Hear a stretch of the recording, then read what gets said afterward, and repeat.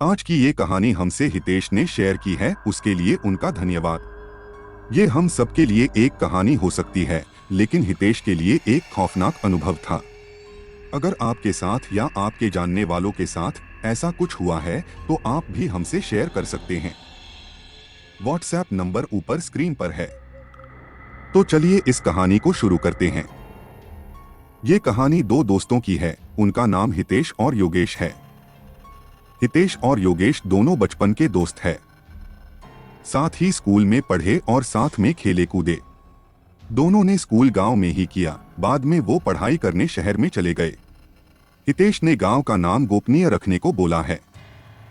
हितेश और योगेश दोनों को शनिवार और रविवार को छुट्टी होती है, पर ये हर शनिवार और रविवार को घर नहीं आते थे।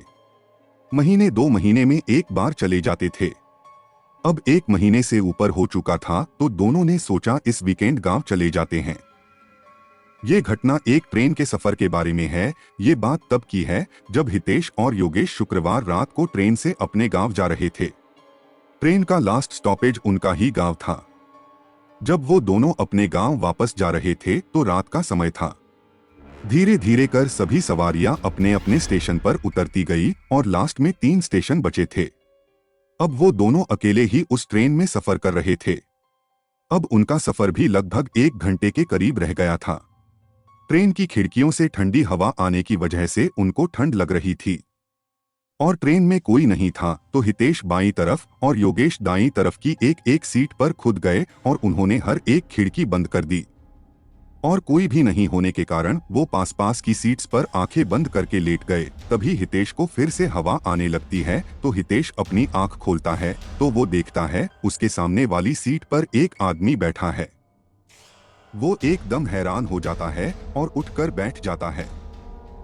उसे अजीब भी लगता है क्योंकि उनके डब्बे में पहले कोई भी नहीं था। उन्होंने डब्बे की खिड़कियां और दरवाजे भी बंद कर दिए थे और ट्रेन कहीं रुकी भी नहीं, तो बंद डब्बे और चलती ट्रेन में कोई कैसे आ सकता है। फिर वो योगेश को भी उठा देता है। योगेश भी उस आदमी को देखता है और डर जाता है कि अचानक ये आदमी कैसे आ गया। वो आदमी अपना चेहरा खिड़की की तरफ करके बिना कुछ हिले डुले बैठा रहता है। फिर वो एक दूसरे को इशारा करते हैं कि ये कौन है। हितेश और योगेश के गांव में सभी एक दूसरे को जानते हैं और अब अगला और लास्ट स्टेशन भी उनका ही गांव था और उस आदमी को उन्होंने पहले कभी नहीं देखा था। फिर वो आदमी उठ के उनसे काफी आगे की सीट पर बैठ जाता है। हितेश और योगेश उसे ही देखते रहते हैं।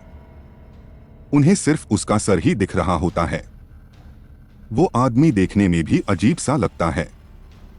फिर वो आदमी भी लेट जाता है। हितेश और योगेश की सीट पीछे होती है, तो अब उन्हें वो दिखाई नहीं दे रहा होता। वो दोनों बातें करते हैं कि कहां से आया ये आदमी। वो दोनों ही डर जाते हैं। इतने में स्टेशन आ जाता है। अब वो उतरने के लिए आगे की तरफ जाते हैं तो उन्हें वो आदमी वाली सीट को क्रॉस करना होता है।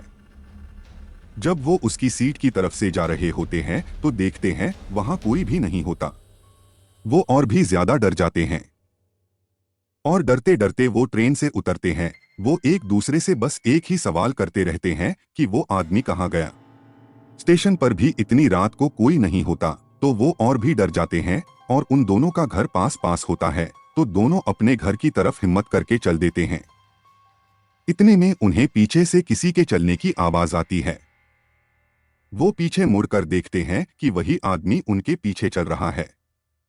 वो अपनी स्पीड बढ़ा देते हैं। उन्हें अपने गांव की एक एक गली का पता होता है, तो वो अपने घर का शॉर्टकट ले लेते हैं और थोड़ी दूर पहुंचने के बाद वो आदमी उन्हें फिर आगे दिखाई देता है, जो कि संभव नहीं था इतनी जल्दी उनके आगे पहुंच पाना, क्योंकि जिस शॉर्टकट से वो आए थे उसके अलावा कोई शॉर्टकट ही नहीं था और दूसरे रास्ते से इतना जल्दी पैदल कोई नहीं पहुंच सकता।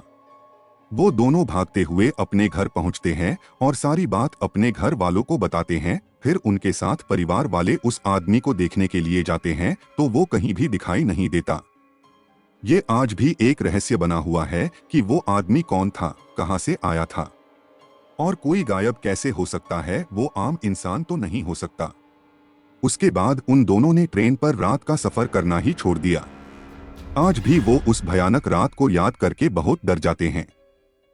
ऐसी घटनाएं हमें यकीन दिलाती है कि पैरानॉर्मल चीजों का अस्तित्व होता है जो हमारी सोच से परे है। ये कहानी आपको कैसी लगी हमें कमेंट्स में जरूर बताएं और भी सस्पेंस की कहानियां सुनने के लिए इस चैनल को सब्सक्राइब कर ले और बेल नोटिफिकेशन को भी ऑन कर ले ताकि कोई भी नई वीडियो अपलोड हो तो आपको उसका नोटिफिकेशन आ जाए। और आपको भी ऐसी किसी घटना का पता है तो आप हमसे हमारे व्हाट्सएप नंबर पर शेयर कर सकते हैं।